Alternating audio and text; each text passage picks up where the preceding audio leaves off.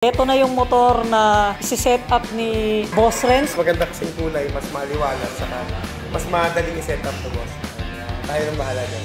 Tapos sila boss naman, sila naman yung bahala dito para mag-set up nito. Boss, kayo na bahala diyan ah. Ito na yan.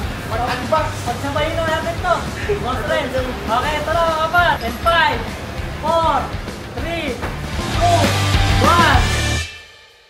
So yeah, what's up mga kamaster? Don Wamos nga pala at ngayong araw mga par, kasamahan nyo nga pala ako dahil meron tayong pupuntahan ngayon dahil mga par, nakaraan kasi, last time kasi, yung kapatid ko na si Goyong, parang nagbabalak na naman kami na sumali ng mga motor show. Kasi nung una kasi dati, ang ginawa namin sa motor show, inilaban namin sniper na binili namin at ginawa namin dati sa aming bahay. Pero this time mga par, samahan nyo ako dahil ngayon, bibili tayo, babaguhin natin kasi nung una sniper. So ngayon, babaguhin natin siya ngayon, gagawin naman natin Suzuki FI. So ngayon, bibili tayo ng brand new Suzuki FI at pagkatapos natin bumili ng brand new doon sa Suzuki, automatic dadalhin na natin yan kay Boss Renz. Ayan, kung saan ang JRP doon sa Caloocan pupunta natin at sila ang magsiset up noon para ilaban natin sa motor show. Kaya tara, ano bang hinihintay natin? Samahan nyo ako mga party. Yan natin. Lahat yon puro mga JRP nakalagay. Kaya makita talaga kung ano yung magiging sitwasyon ng motor natin mga parno. Kaya tara, punta na tayo doon. Bilhin na muna tayo sa Suzuki, tapos punta na tayo sa Caloocan kay Boss Renz. Kita-kits tayo, boss.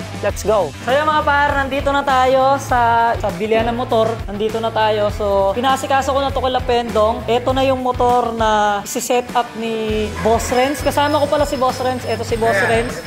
Ayan. So, naghanap kasi kami ng motor sa QC kaninang umaga. So, tatlo na yung motor ride na pinuntahan namin. Wala silang ganitong klase ng stock ng Raider FI. So, eto boss, okay sa tingin mo? Yes boss, mas maganda kasing kulay, mas maliwanag, saka mas madaling i-set up to boss. Tayo nang bahala dyan. So, ang maganda rito, sila Boss Renz pa nakahanap na tumulong sa atin si Boss Renz para maghanap ng Raider FI. Tapos kasi ito kasi yung isi-set up nila doon. So, actually, malapit lang naman yung yung shop nila dito, kaya mas okay na rin. So, tara, samahan nyo kami ngayon. Nabayaran naman na to kasi inasikaso na to nila Pendong bago kami nagpunta rito kasi may mga pinag-usapan pa kami ni Boss Renz doon sa shop niya. So, andito pala sila, boss. Sila pala yung gagawa naman ng boss. Magandang panalay ho.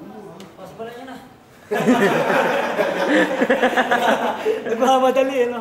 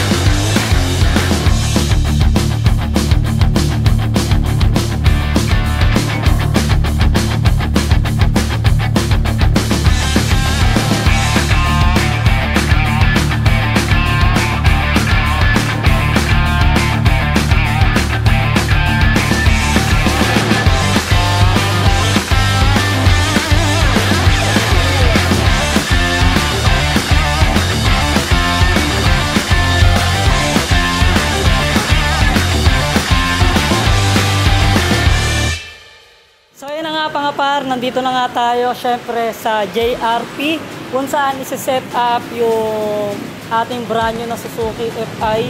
So, ito yung motor. Papakita ko sa inyo syempre yung before neto mamaya. Papakita ko. And syempre, kasama ko sila boss. Sila yung mga magsi-set up neto at ipapakita muna namin sa inyo yung konti na nilapag namin dito para makita nyo lang kung ano yung mga ilalagay dito sa Raider natin. So, eto siya mga par. Ayan yung mga isi-set up natin. Yan, ipapa-set up natin. Actually, wala pa dyan yung iba. Eto pa lang yung nandito dahil kumukuha pa sa bodega yung iba. So, makikita nyo naman yung kung ano yung magiging itsura nung before and after nung Raider FI na 150. So, yan siya. So, puro mga chrome, puro mga silver chrome para mas maganda siya tignan. Tsaka, kung may mga motor showman na meron event event dyan, kontakin nyo lang kami, lalapag kami dyan, and sasabihan din kami nila Boss Renz kung saan yung may mga motor show para makalapag kami. Tapos sila boss naman, sila naman yung bahala dito para mag-set up nito. Boss, kayo na bahala dyan. Kayo bahala! Mag-aarbi tayo ng JRP, alloy parts, brake system, suspension, flat seat, yan, mga quality natin ng mga rim, kabit natin dyan sa airport. So ayan yung mga isa-set up nila. So ano pang hinihintay natin mga par? Medyo excited na ako kasi 1 to 2 days tapos na nila to. So ganun sila kabilis gumawa. Kaya sa lahat ng gusto magpagawa dito, punta lang kayo dito sa Caloocan to, di ba? Saan yung pwesto nyo rito? Itabi nyo, 2nd Street. Ayan, so pwede kayo pumunta rito. Waste nyo lang yon para kung gusto nyo magpa-set up ng mga Raider, Mio, o kung ano-ano pa, tanong lang kayo dahil maraming pyesa dito sa likod. Nakikita nyo naman yung pyesa dito sa likod, di ba? So napakarami, napaka-solid. And then soon, baka magpatayo din tayo ng ganito kasi parang nawiwili na rin kasi ako eh. So yun, boss, kayo na bahala dyan. Maraming salamat kaagad. And yun, eto na, sisimulan na nila to. In 5, 4, 3, 2, 1. Let's go!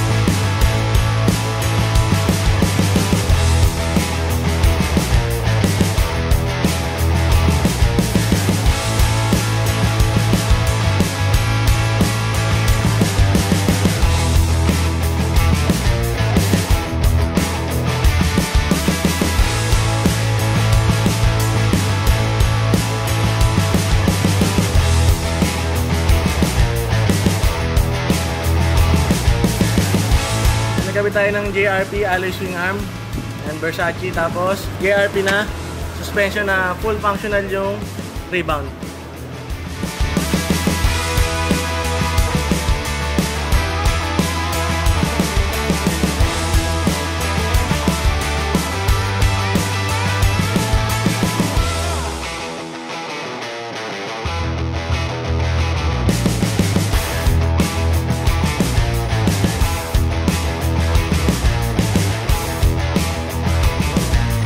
Sa shifter niya, gumamit tayo ng JRP, yung modelo, yung Versace edition.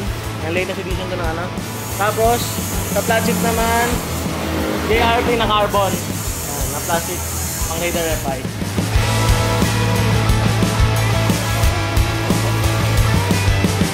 Kaya nagkabit tayo ng JRP rims na carbon, na limited edition. Tapos, JRP na caliper pang likod, pati disc, saka yung flange natin, JRP din.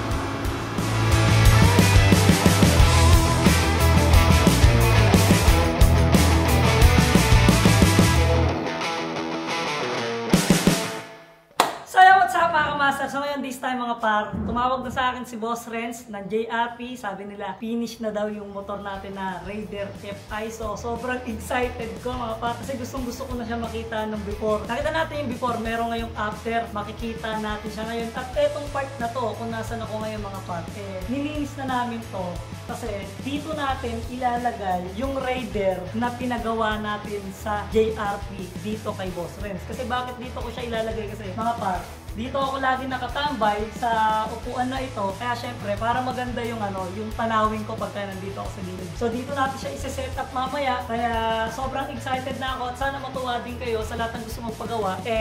Punta lang kayo sa JRP, doon lang naman yung sa Caloocan. So alam niyo naman siguro kung saan yun. Basta tanong niyo lang si Boss Renz, kayang-kaya niya i-set up kung ano yung gusto niyo. So tara, excited na ako. Puntahan na natin ngayon. Babiyahin muna tayo dito mula Quezon City, punta ng Caloocan. Kaya tara na, let's go! So yung mga par, nandito na tayo sa JRP. Ito na si Boss Renz. Ayan. Boss Renz. Excited. Nervous ako kung matutuwa si Boss sa output ng lupan ni Boss eh. Alam kung anong kalalabasan. Parang medyo kinakabahan din ako. Medyo ilang araw din natin ginawa. Dalawang gabi at isang araw. So, Parang kung isang araw lang ako galing dito kasi ulit ako ngayon.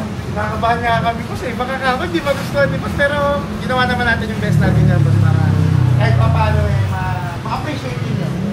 Okay, so tara. Siguro natin to, excited na kasi ako sa part na to eh. Ito talaga yung pinakainintay ko kasi minsan hindi ako nakakatulog pagka may mga gusto ko talagang makita talaga. So hindi na natin patatagalin to mga par. Ito na yun. Boss kayo na ito na yun.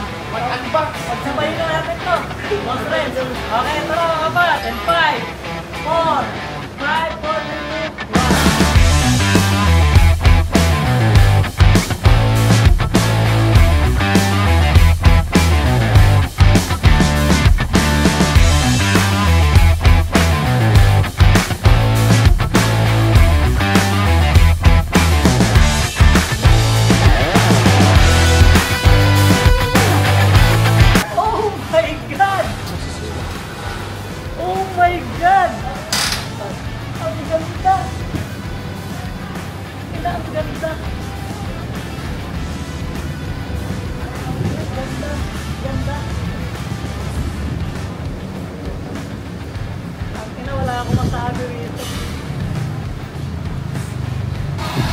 Aha!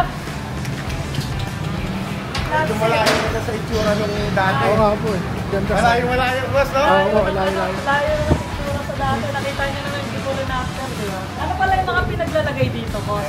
Boss, Ito, mas maganda paliwanag mo yung mga nakalagay dito. Para at least alam nila kung ano yung mga ipapagawa nila maganda dito sa JRP. Ayan. So, ito boss, para natin, tawagin natin yung dalawang kasama natin. Sila yung dalawang nagpuyat at nagpakahirap dito. Ayan, si Hotel MJ sa si Hotel Eric. Ayan. Ito sila, boss. Ayan, sila ang nagpuyat. Medyo bumaba nga yung timbang yung dalawang kilo kasi napuyat eh. Oo. Medyo nangayayat dahil napuyat pero sobrang tuwa naman dahil kahit pa paano pinalabasan ng motor natin naman. Paliwanag lang natin ano yung mga nakakabit dito. Gumamit tayo ng mga latest na GRP parts like GRP Tipos, GRP handlebar, Versace na bago natin. Tapos gumamit tayo ng extension ng GRP on shock, full suspension, brake system, brake lines, radiation ring, and GRP na limited carbon. Tapos Package cover. package cover yung CNC rin siya, CNC na package cover. gumamit din tayo ng GRP na shifter yung limited edition. Ayan. Tapos Suspension. Ayan. suspension, sprocket set, chain, sprocket, Swing arm. siyempre swing arm Halos lahat kapalitan. Ang tira lang yata dito chassis sa makina. Makina, tsaka charges na din Ayan. natin. Dati nandahan dito mga par. Meron na dito ang Don Ramos XJRP. Para at least pag kinontest natin to sa mga motor show, alam na nila kung kanino. Kanino, ayan. Diba? At saka alam nila kung sino ang gumawa nito. Boss Renz lang ang malakas talaga. JRP lang malakas. Kaya sa lahat ng mga gustong magpagawa ng mga motor, mga setup, gusto ng mga ilaban sa mga motor show, punta kayo dito. Saan nga to, boss? Dito sa MH Del Pilar sa 8th Avenue lang dito sa Caloocan. Malapit lang to sa monumento. So, ano nyo lang, i-waste lang ninyo Red Speed, Caloocan. Yan. Puro solid. Wala akong masabi. Mas maganda na ito, i-start natin. Ayan. Naka. Yan.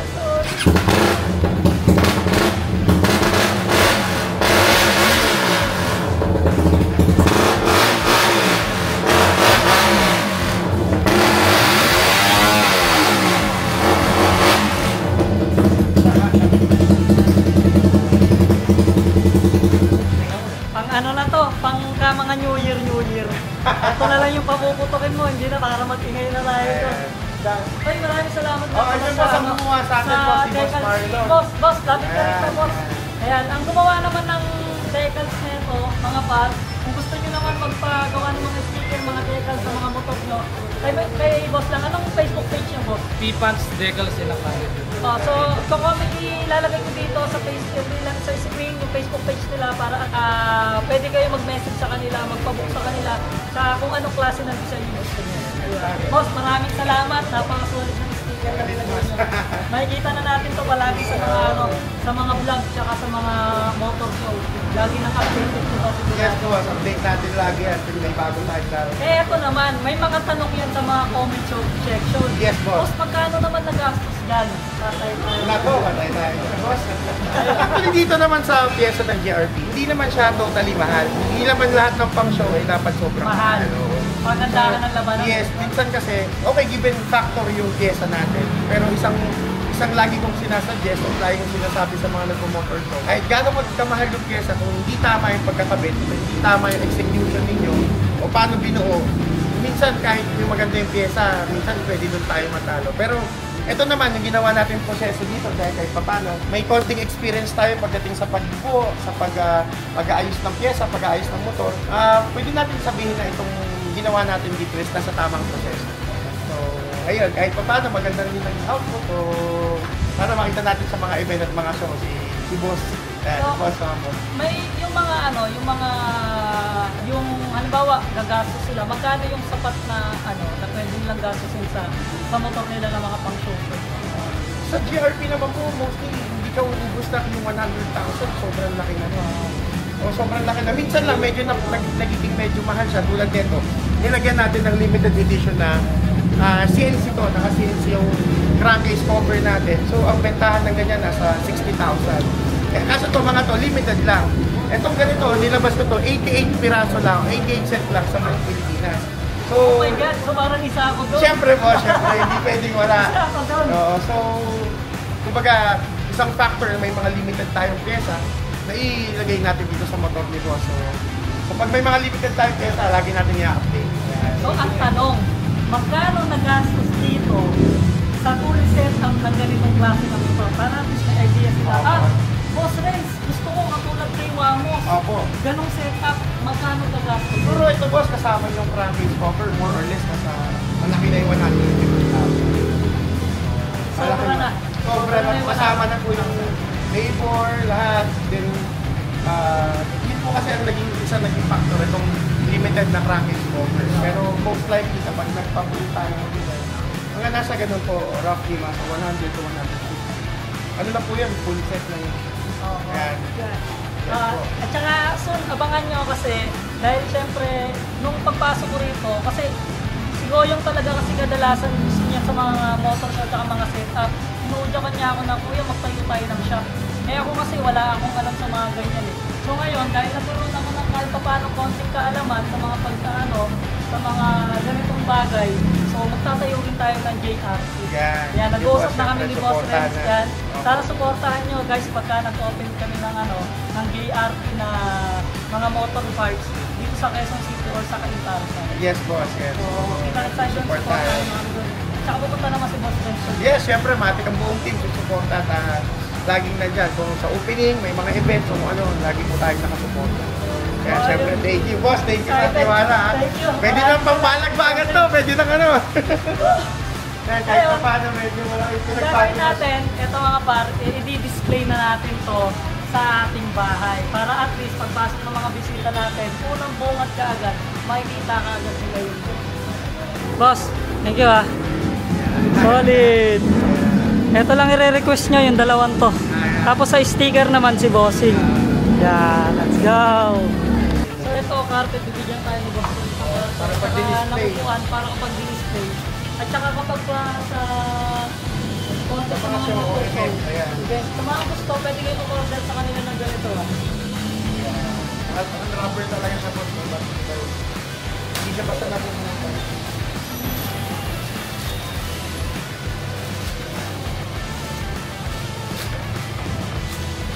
Pwede siya sa loob ng bahay. Kapag naging gusto. Ito po. Pag nakakapita o pwede. Medyo upuan, direct first gear din po. Saan po upuin dyan yung motor, no? Nakaganyan yung setup niya. Para hindi pa. Ayos. So, pakita mo muna sila. Kaway-kaway muna kayo. Makikita na kayo sa Soko.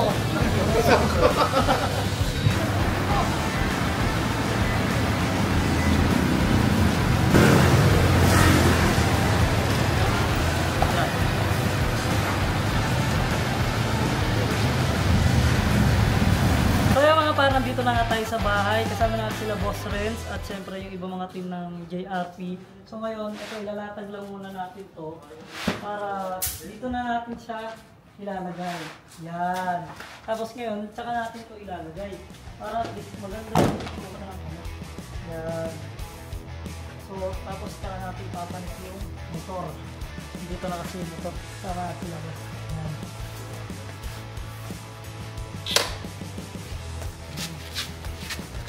Sabay-sabay muna. Nasa ko muna.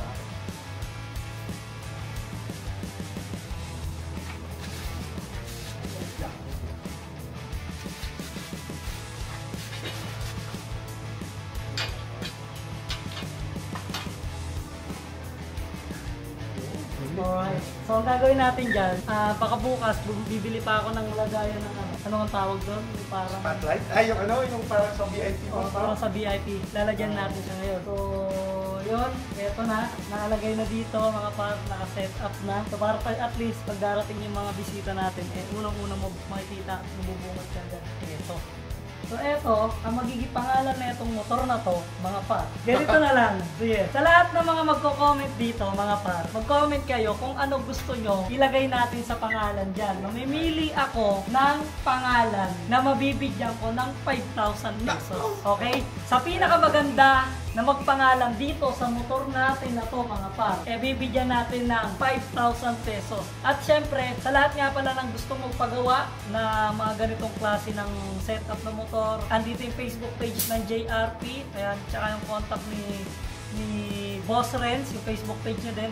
Pwede rin kayong kumontak sa kanya para magtanong kung ano yung mga setup na maganda about sa mga motor nyo. Mio, ano mga ginagawa niya? Mostly po, Raider talaga. Ang focus namin as of now, puro Raider kami. Kaya, pero meron din po tayo mga Mio, Wave, Aerox, NMAX, PCX.